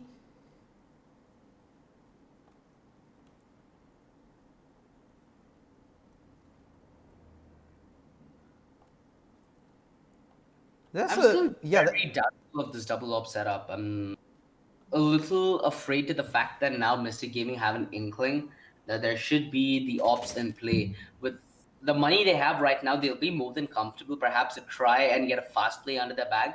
Mind you, in the previous round, they almost had it. If they got that opening kill, that would mean that, if I'm not wrong, Inslayer, who was with Sandbags, trying to keep his team alive. Sorry, it's Insignia, in fact, who's with Sandbags, trying to keep his team alive. That would have been done and dusted with just a refrag, and it would have been a 4 versus 3 headed towards the A side, where it would have been Mystic Gaming completely in control. These small saves go a long way in trying to choke them out in terms of numbers, making sure that the op, even if on 1 HP, still is put in effective range, because you never can count out an op at 1 HP. You'll always find a way back, and having that chance against you, you'd really like to count yourself out when it comes to luck being a decisive factor, especially in a tournament where you lose one game and you run a huge risk of not living up to expectation. Indeed, man. Looks like we will have to wait on for a little bit longer as one of the players from CT has dropped out here for now. Looking at the CT economy, they're pretty much all in. And like you mentioned, the double op setup, especially on a map like Vertigo, where there's a lot of close range duels, if you do turn up with utility and numbers, is very little room for error as a opper to try and make it work. And that is something that will be on the minds of Mystic Gaming here as well. We will take a very short break. Don't go anywhere. We'll wait on for the last remaining player from Tyrannical Syndicate to reconnect back in and jump right into the action. Do stay tuned.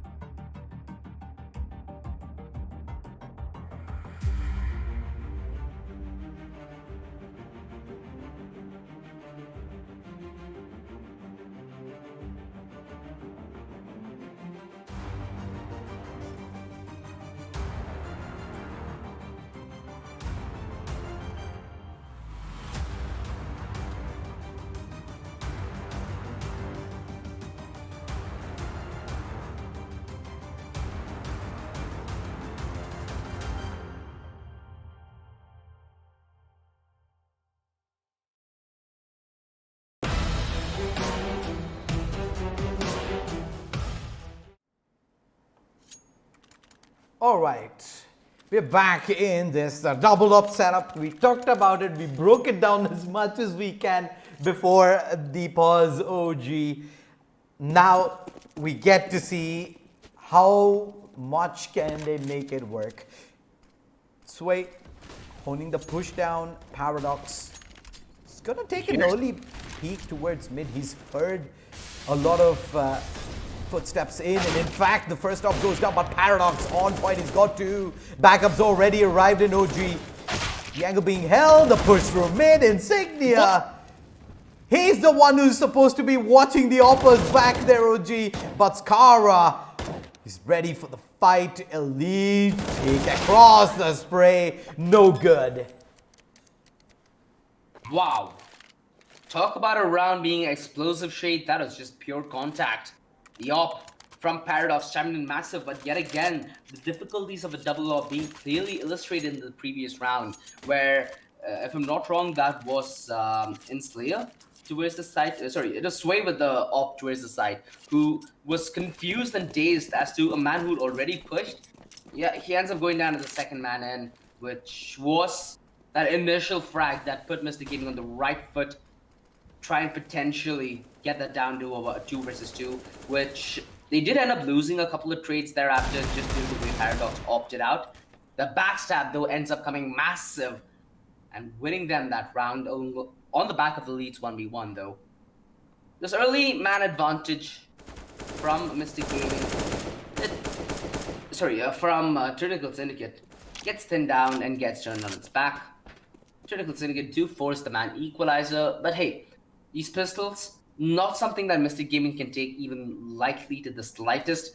They need to be on the verge of getting back on their economy, where it once looked so dominant a few minutes ago, now looks nearly non-existent. So they need to get back to getting a good economy, and plus, they will need to get, I guess, I'd say 4 more rounds on the T side until they're set right for the second half. Let's see if they can bring out their A-game ruffle. Jesus Christ. A game to no game, OG right there. Raffle shuts it down. Elite gives Mystic their 6th round on the board, and Ay, ay, ay. That fell apart Alright. very quickly there. Of course, the CTs did not really have much to begin with at the start of that round, but But the double up set up again. yeah. Boy, not looking as good as it should early for Tyrannical Syndicate. They do have a good chance to making their way back in this. Yet again, another B hit. Mystic Gaming have found safety, at least in one strategy. Sway taking cover, missing that initial shot, which will allow them to close the lines. The tag is in the bag, sadly not connecting though. The Molotov will buy a little bit more room for Mystic Gaming to potentially set up for the post plant. Paradox has been on point with the AWP so far, and the smoke just about obscures his vision. In fact, it's dancing between the smokes that ends up costing him his life. A 2 versus 4 after plan. Mystic Gaming need to set this crossfire to absolute beauty and brutality here. Elite, he's gonna be the one drawing the aggro while Raffle plays off that aggro and tries to down them on the disengaging stance, where it's Raffle who's ended up going massive. Elite, he's come aggressive here. He knows he needs to stay closer to the smoke, and he needs to contest right here, right now, forcing the hand of Sway in this 1 versus 1. The angle is up close and personal, but the plan is not for him though. The time ticking far too low, and Elite coming massive in the 2 versus 4.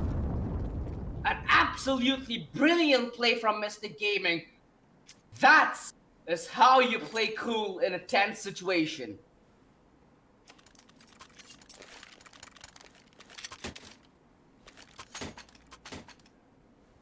Well, OG, that was textbook perfection there from Mystic Gaming. You couldn't have played that 2v4 any better. They used the smokes, they used the chokes to pull the CTs in one by one and forcing the fights out, eventually running the clock down as long as they can. 7-3, Mystic Gaming well and truly in the lead here. Back onto pistols for Tyrannical Syndicate, but we have seen previously on Vertigo, the teams are a lot more comfortable on the T side than on the CT. The boost. It's a constant spot that was challenged by Paradox, but he's already down for the count. Skara is gonna get forced out with the Molotov. Perfect use of utility. And yeah, just across the board, Tyrannical Syndicate fighting the dust insignia. Given a chance at it, only does a little bit of damage on a Raffle. He's been on quite this tear right now. 16 kills. I'd say so far, Mystic Gaming have had a lot of standout performances, especially from Raffle my Waffle. He's been on an absolute spree. Hell, he's been what I'd attribute as the primary reason for Mystic Gaming to come this far into this tournament. Because he's been that pillar of consistency, right? Regardless how bad anybody else's day is, he's the one who constantly delivers on the fragging front, which for any team is an absolute necessity to have some grounds that they can call base.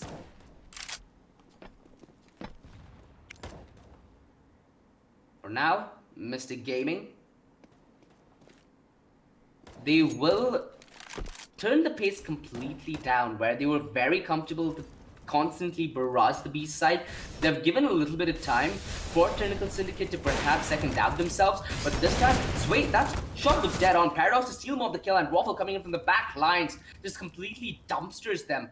This control towards mid, which is very poorly exercised by Tyrannical Syndicate, is costing them on multiple occasions. Mind you, the first round that Mystic Gaming did win was in the back of that mid backstab, and now it continues to be a recurring trend. Scar trying his very best to force his defense to even show face, but it simply isn't. The crossfire from Elite is set in stone, and he's not even trying to offer a duel. Mystic Gaming, the T side looks to be so good. The split towards B just completely dismantles and paralyzes the setup coming in from Tyrannical Syndicate.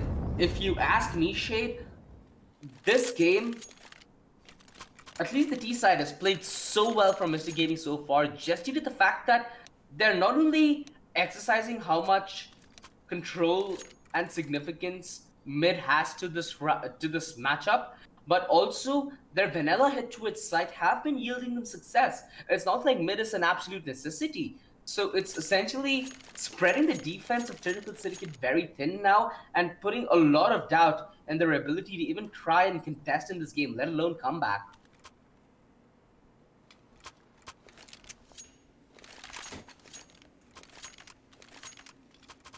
Gaming on the verge of hitting double digits, where it felt like we just started the game off. Now it feels like, isn't this game supposed to be over yet? Considering the utter dominance Mystic Gaming are having towards that T side, it's gonna require a lot from Tyrannical Syndicate. But hey, they don't have any slouches in their names. And Slayer, Paradox, Sway, these are players that we've known for quite a while towards the Mumbai, Pune scene. If I'm not mistaken, Paradox was one of the initial players of Angry Gaming back in ye good old days. So they certainly have a decent bit of experience headed into this one, but Mystic Gaming, their past performance in this tournament, their current spree, their current form, it just seems a little too much for TS to even try and withhold. The man disadvantage for a long time. It's been Mystic Gaming who have been in the receiving end of that man advantage, but now working against it. Let's see how effective they'll pan out. They have a lot of utility on this boost. It's so cheeky that we've even seen this.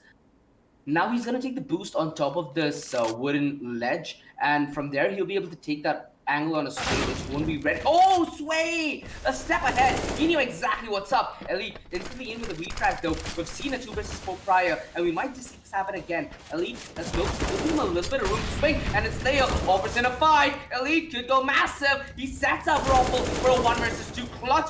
The tag comes in, takes him down to 45 HP, but he's given it to you, and he's taking it, and he's ready to take the whole cake home.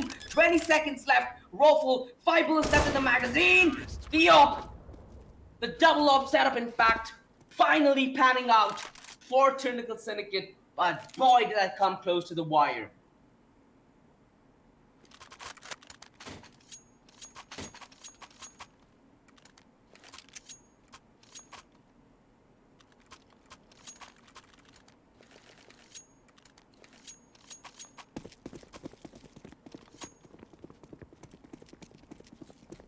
What a game. Tyrannical Syndicate showing signs of life. Just that they have a pulse. They need a beating heart, and it feels like the blood's finally flowing. Insignia, a massive double kill towards Ramp, securing this round for his team, and potentially a salvageable scoreline to head into towards the second half. It's all gonna be on Elite, and he's backstabbed. Finally, Mystic Gaming spill a little bit of blood. Yep, that push in through Ramp. You cannot be too careful in that area during an execute, can you, OG? There's just so many angles that you need to be disciplined about checking and looking for a fast play there. How much ever the lead is always very tricky. Paradox, beautiful shot on Asti. Just a millisecond there.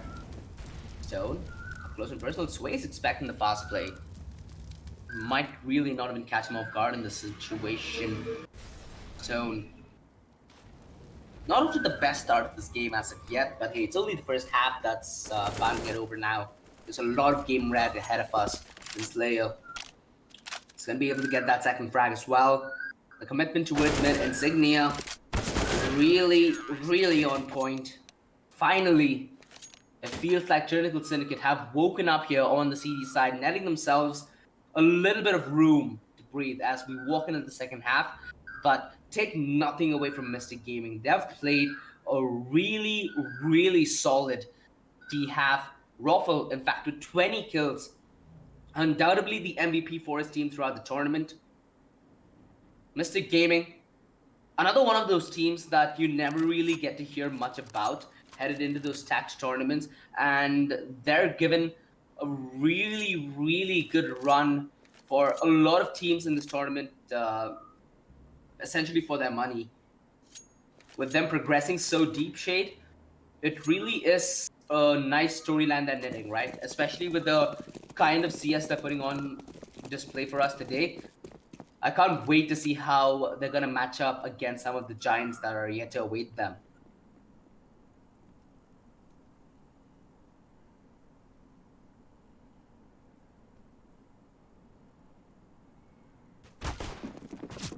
Pistol round's going to mean absolutely everything right now for Tyrannical Syndicate, and the fallbacks coming in from Elite. In fact, he's actually tagged but not bagged. Asti is the one to strike blood, but Enslayer and Sway find their way to where's the side. The backstab discovered. Raffle on quick rotation, but not able to make quick work off the frags, and the numbers have just turned massively against their favor. Chatu could have tried and caught Sway off guard, making it a more doable task for Raffle, which is not going to be the case. Tyrannical Syndicate winning an absolutely crucial round here, making themselves that much more closer to a similar stepping as Mr. Gaming is in right now.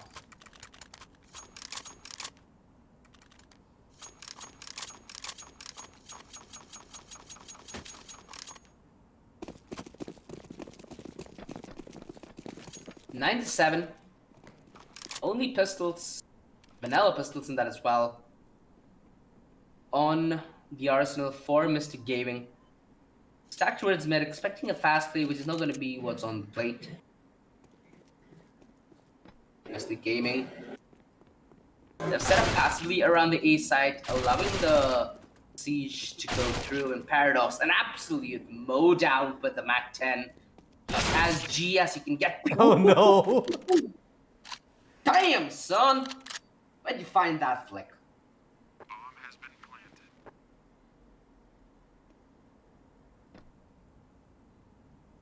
Don't find a single fragger, it would certainly be high value, but Scar comes in from the back to remove it as soon as it shows its ugly head. 8 to 9. Mr. Gaming called the timeout here. This is really nice stuff, Shade, so far. Mr. Gaming's approach towards the T side, that discipline towards control, and now exercising a good use of the timeouts, they're certainly making a really good testament as to their run in the tournament being so deep. Because a lot of teams might doubt the ability of Mr. Gaming just due to them having unproven potential, but a lot of potential without a doubt. Now, they are looking like a team that is very solid on their fundamentals, very solid on their aim front, and very solid as a unit so far. But on the CT side, this is going to be the first buy round with very less utility to make room with. Do you see this panning out in the favor of Tyrannical Syndicate, Shade? What do you think Tyrannical Syndicate's win factor is going to be here? I believe just continue doing what you are right now, because quite clearly both teams are a lot more comfortable on the T side. CT's Mystic Gaming here have absolutely no utility, so it's going to be very hard for them as long as the T's are going to be able to trade frags while getting themselves onto the site.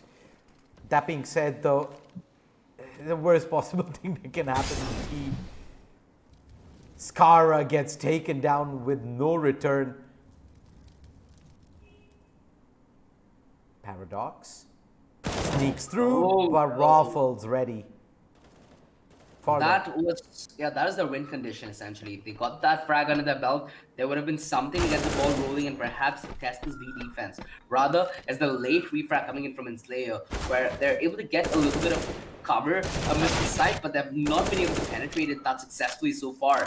Sway, he's gone above and beyond here with 3 kills in this round. He will need to pull off the ace clutch and go absolutely ridiculous. He had the right read there. He knew exactly where Asti was coming from. Asti, though, being on point in his aim. 10 to 8. Mystic Gaming touch double digits. And in one fitting way as well, right? Where now they're in a position where they can completely dismantle the economy that Team Syndicate have been saving into.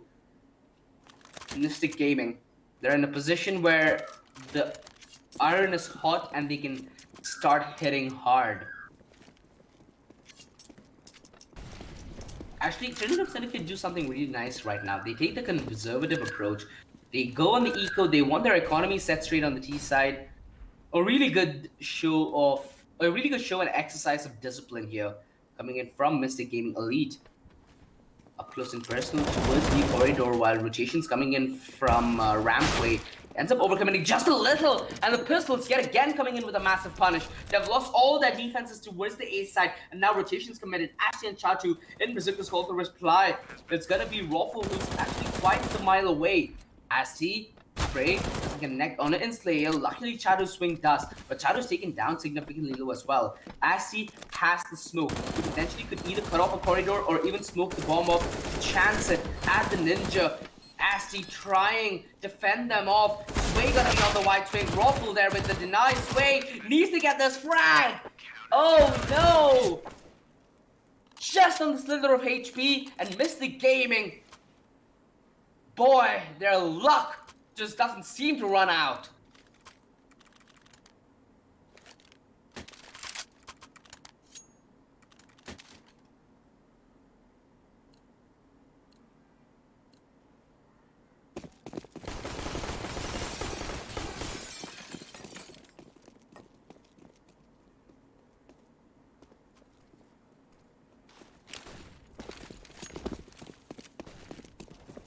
Eight to 11.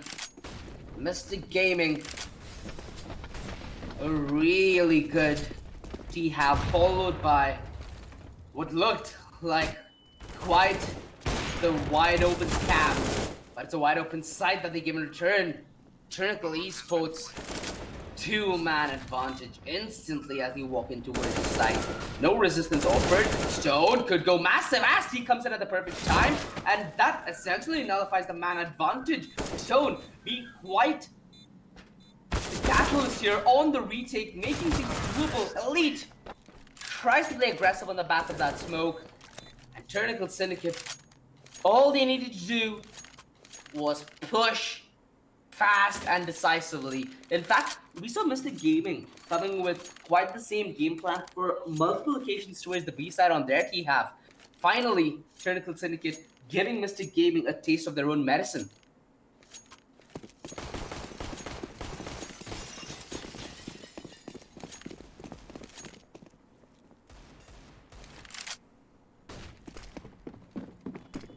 Well, there's no money available, and Insignia has got the opener. This is going to go charging through. The smoke does cost them the opener though.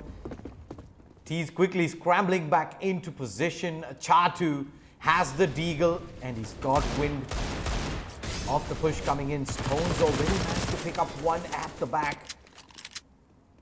But they're losing the numbers here, the T's. 19 HP onto Skara as he's the last man up, and Raffle toys with him there. A triple kill in the round. You could not ask for more from this man. 26 frag, 20 of them, if I'm not mistaken, in the first half. Undoubtedly, a real star player amidst the Mystic Gaming lineup. TYRRANICAL Syndicate, they really needed that round shade because that is their golden ticket back into this game. Where Mystic Gaming now with a 3-round lead. TYRRANICAL Syndicate, their investments not looking that great as well. Their rush towards the A side isn't going to be yielded with any fruitful results. In fact, they get the opening kill on Asti. Elite all by himself. In fact, rotation from Elite is, from Stone is there earlier than expected. FAMAS at range. The Mac 10s, if the distance is coming down at this, it might as well just be a dogfight. 2 versus 4, Mystic Gaming simply losing numbers left, right, center. These individual 1v1s giving away the name of the game here. And they're not able to set up the crossfire towards site. TYRRANICAL Syndicate take their fight on their terms. Now it's them on double digits as well. This match has gotten very close. Mystic Gaming had quite the significant lead headed into this one. They risk it all on the back of this force buy. Deagle's out. We know that the aim within this lineup is quite strong. They lack a defuse kit. The ability to retake essentially out the door. Mystic Gaming. They absolutely need this round here, or else it's gonna be Team Syndicate taking the lead.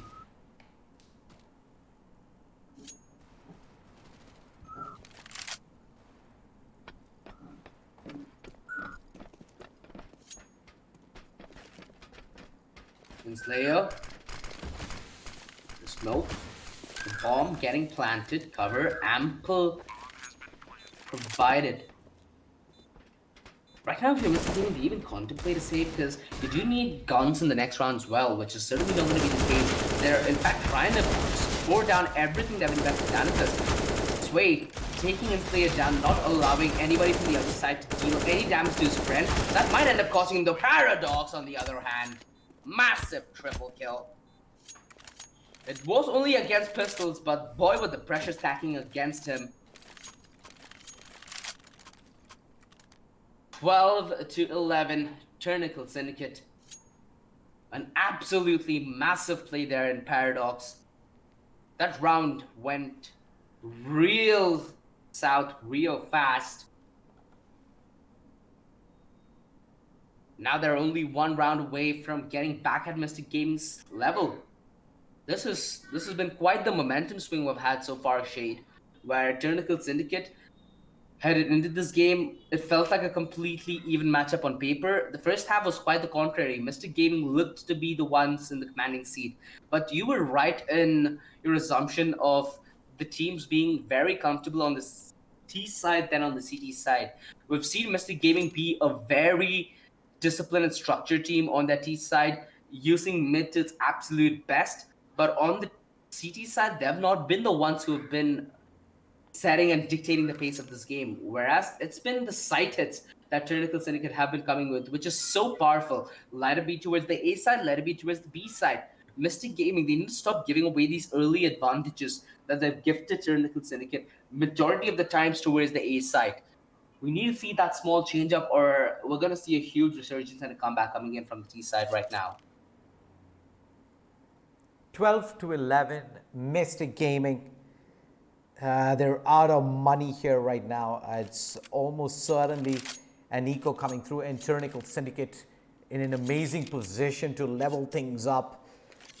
Mystic Gaming almost try and force the issue the last time around, but it was a 1v3 catch at the end, keeping TYRRANICAL Syndicate still in a position to complete this turnaround. Looks like they're going to be heading in towards ramp here, OG. Right now, the peek in towards mid with the pistols. Unfortunately, not much in terms of trade there, as Sway is able to just bring them down one after the other. The 2v4, and with the C4 planted round in the back, TYRRANICAL Syndicate are all but set to level things up here, OG.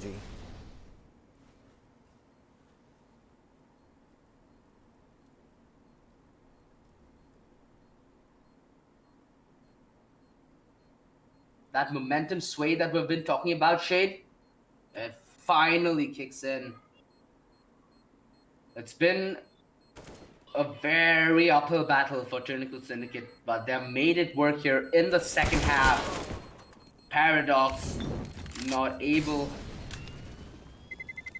to try and remove the last AK in the hands of Chatu, which should be safe.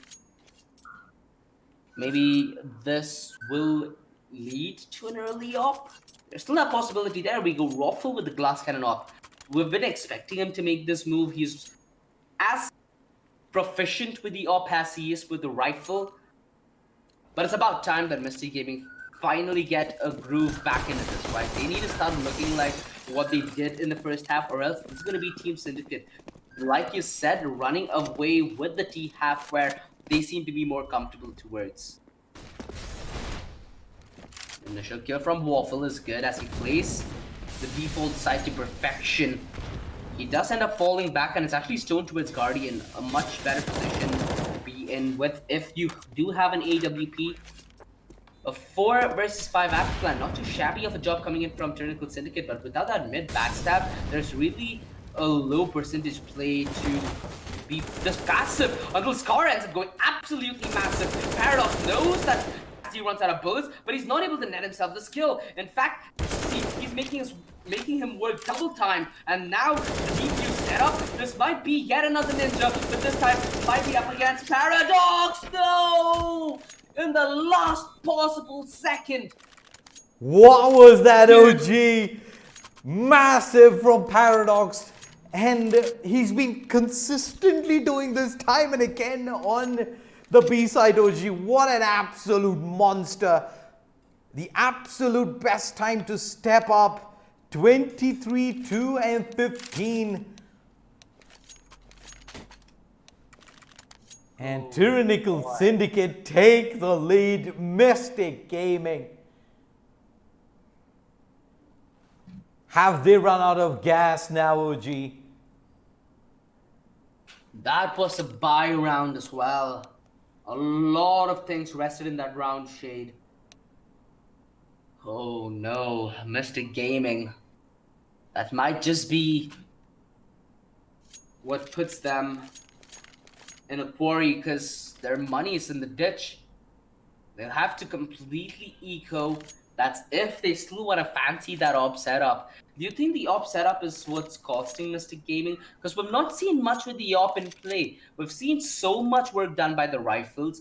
Perhaps it's just a change in their approach, Shade. Do you think that that's something that they need to give second wind towards?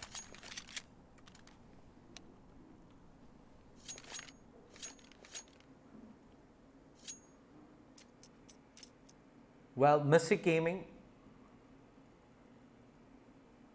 what do you do here at this point of time? It's definitely not worth force buying here right now. $3,000 across.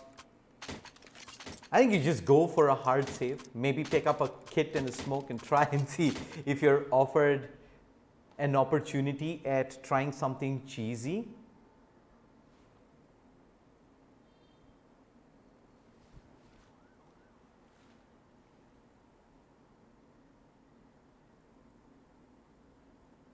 I mean, there's such less room for error right now, Mystic Gaming. I just hope that brief pause helped them mentally reset. Tyrannical Syndicate. Been a lot of luck today, been a lot of grit, a lot of skill as well displayed from their T side. And yet another hit, a fast one in that USP where they've found success once, they'll continue to find success.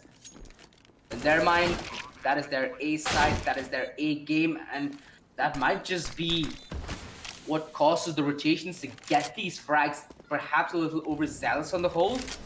Given a chance back, a 3 versus 4 with 2 rifles recovered. Every player in a position where they can do damage. Stone, yet another frag! The Eagles! The nightmare of Indian CS yet again! Pulls off the unthinkable. There is more than enough time on the defuse.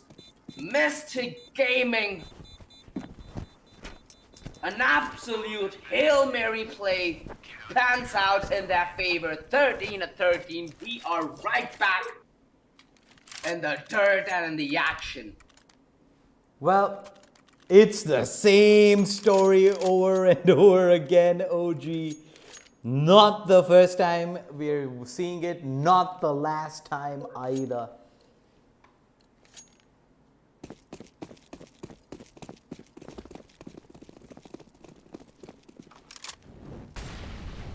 The buy from Tyrannical Syndicate, they're going all in this round, OG. It is scary, and Raffle with the AWP has got the opener, the early man advantage for the T's. They're gonna push their way up ramp. Asti. Oh no. They check the corner. Man disadvantage as well. The op still up. Finally, some resistance provided. Stone coming in with the frag makes this a doable prospect. Paradox's attack is so low, but where was Stone caught looking? The retake. Is this nerves? They could have waited. The bomb just got planted and they had a defuse kit. There was no reason for them to force the issue, and they potentially now risk elimination, Shade. Where they came out massive with Deagles. All that effort, it goes right back. Tyrannical Syndicate, 14-13. Now they're the ones with the lead. They're the ones in control. They're the ones with the significantly better economy.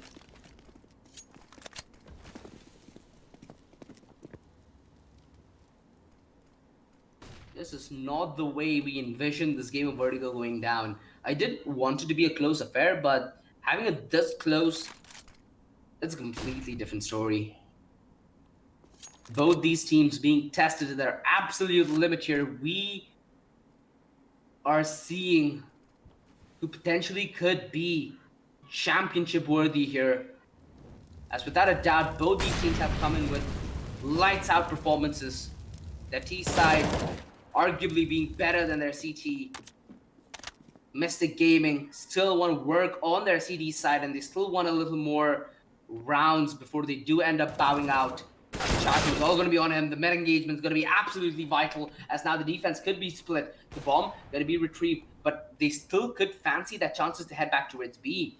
Swag is actually Sway with the Deagle trying to contest, but he's not going to be good for the kill. That is a very crucial part of the ground, because they had 40 seconds left. Sway could have walked his way towards the site, walked in comfort and walked in safety. But now he risks giving away Mystic Gaming a chance back at this. Insignia, a beautiful frag, gifted him the 1 versus 1. Plans as open as he may dare. Is it gonna be the rinse and repeat? Insignia does not have the kit though. Might end up just wanting to take this 1 versus 1, playing this one aggressive, and finding that early edge on this engagement. He's gonna turn his back. The Molotov prime towards ramp will give his position away. Raffle, he's gonna tap the bomb. The peak comes in. And now perhaps the commitment. He's picked up the defuse kit. Oh no! He let go of the defuse and he finds it! Mystic Gaming! This game just does not stop to deliver. 14-14, we go the distance. Smart decision there from Raffle. He knew exactly the kind of time he was working with their OG. He lets go of the defuse. If he tries to hang on to it, I believe there was just enough time for the clutch to come through from Insignia, but instead, Mystic Gaming take the round 14-14. Tyrannical Syndicate, however, they do have a decent bit of money to invest back into this OG. Mystic Gaming, they did lose a lot of weaponry there, so regardless of the round win, they're gonna have to make do with limited utility. Farmas MP9 onto Chatu and Stone. It's gonna be all for naught, because both these teams have put in so much of their sweat and tears into this game. There can only be one winner. Who is going to be the one that bows out? Who is going to be able to cusp this game back in their favor? It's all going to be reliant on this round. The economy not looking good on either end. It does start well for Mystic Gaming, but it might go from good to really bad, because they have only one man towards the A side, and he's dealt with ease. Elite ends up fighting the dust without getting a single frag or buying in any time, for that matter of fact, for the rotations to come in, which is absolutely dumpstered the hopes and dreams of Mystic Gaming as of yet. There is a kid right around the side. They do not have a smoke. Actually, they do have the smoke on a Stone. Back to back to back to back ninjas, Shade. Are you a believer? I am OG, but they're still tapping away. They're forcing the keys out. They've managed to bring it down to one. Paradox can't find the kill through the smoke. And Mystic Gaming twice in 2 rounds. They've turned this game head over heels, and Tyrannical Syndicate find themselves in a soup. They don't have the rounds, they don't have the money, and they have a match point against them here. Fighting for survival, fighting to stay in the Alienware LevelUp challenge. This is rough for Tyrannical Syndicate, OG. This is, in fact, quite rough for anybody trying to make sense of what's happening here. Just the mere fact, if I'm not mistaken, there's been at least 4 ninja diffusers in this game so far. In this game alone, Shade. We're lucky to see 1 a couple of times during a day. Alright. Certainly a show put on. Now the boost. Tyrannical Syndicate. Perhaps they've gotten the spot in. Now, heavily invested towards mid though, and if they get aggressive towards A at the perfect moment, this might be what catches off Mr. Gaming. Elite has been going down time and again without any kind of reply. He goes down yet again, but luckily he's gotten that time playing that aggressive, buying stone, that avenue to strike and drop the bomb. They are going to force the plan though, and there are men waiting to try and come in with a deny. The Molotov is going to try and force them into insignificant fights. Sadly, it forced Inslayer out, which allows Insignia to strike from the bottom. Charu, a massive frag which clears the site and potentially allows them to yet again find the ninja, and this might just be the battle of ninjas. Yet again, another ninja, and this is it for the victory. Mystic Gaming, can we cue the flute? What was that, OG? 3 rounds back to back. Mystic Gaming, nerves of steel there. Clutch after clutch after clutch every single time.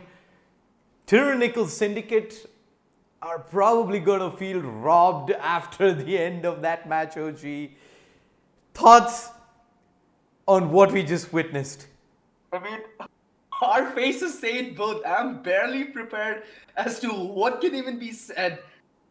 A map of Vertigo does not fail to deliver 5 ninja diffuses. I might need a fact check on that, but I'm damn sure that we got a lot of lulls to take home with.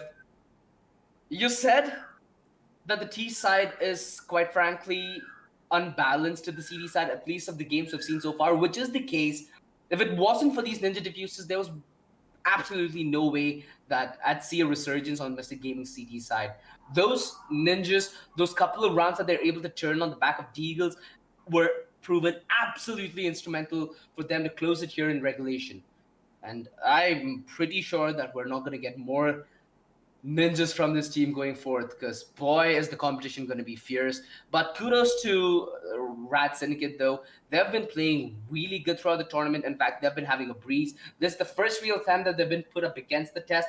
Luck had a lot to do as to how we saw these 2 teams progress in this game today, and sadly it felt like Mystic Gaming simply came out with better luck, although you cannot take anything away from them. Raffle, in fact, a monstrous performance today as well. 30 plus fags is his consistent figure all throughout the tournament. And if you have a same replication of skill shown in his matches ahead of us, it's going to make for quite a good year, especially for this young and up-and-coming man.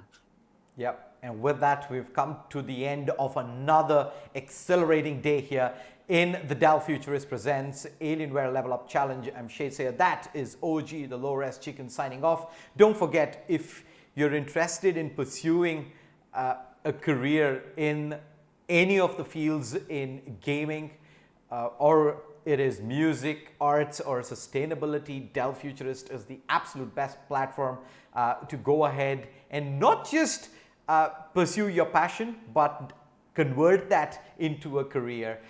Do check out the mentor sessions that are available on the Dell India and Alienware socials as well. And there's a brand new Alienware laptop and a Dell Gaming G Series laptop coming out this week. So do keep your eyes out on the social for announcements regarding that. This is pretty much the end of today. We'll be back again tomorrow with quarterfinals action. We'll see you folks then. Until then, goodbye.